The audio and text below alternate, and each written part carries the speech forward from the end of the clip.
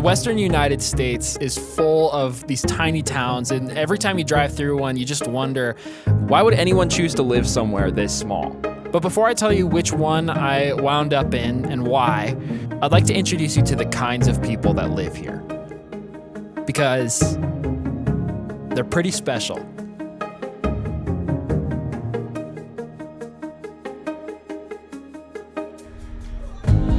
Lots of people here are hikers.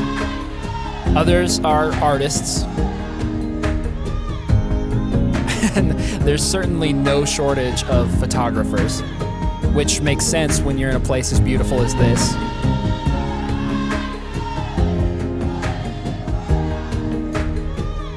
But all of them have a sort of unique way of appreciating what's around them.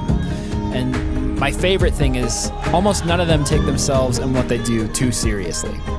Settings look good.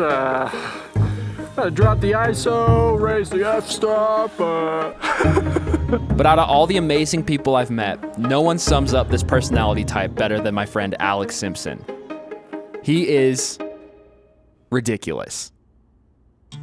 Hi, Fred, you better wake up. We're going rafting. It's Leviosa, not Leviosa. Guys, this class is busted. I'm real mad. I want my money back. Yeah! Fun, fun, fun, fun. Dance, Becky. Dance.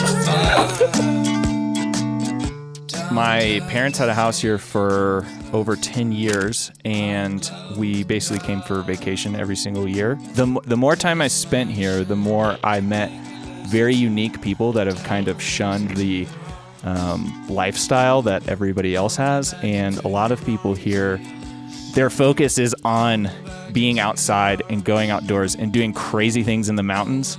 People, they say that it's like an adrenaline junkie thing, but I don't think that's what it is.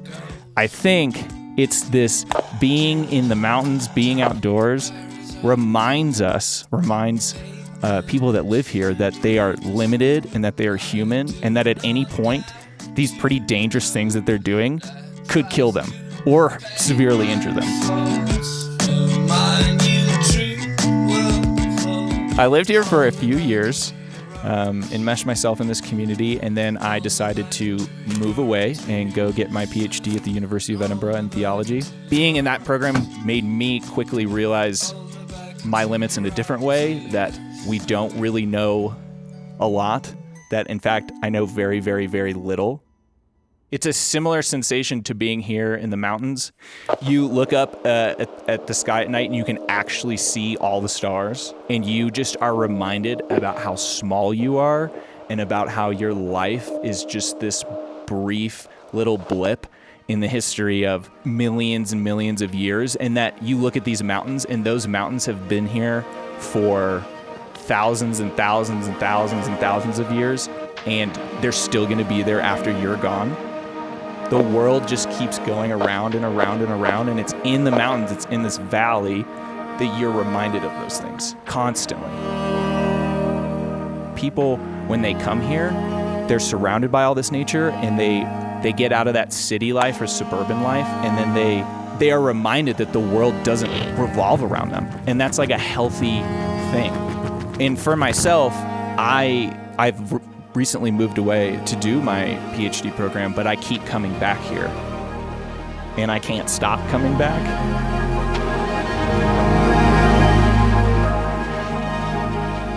As a theologian, I have to do this, but the reason why the Genesis story is so cool is because of how well it describes the human condition.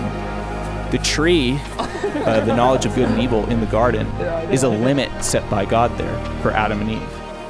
And what do? They transgress that limit. And through all of human history, you see humanity railing up against its limits. Yeah, but you wouldn't break through. Constantly, trying to defy death. And I think that people love living in the mountains and love coming to the mountains because it helps us zoom out and remember our place.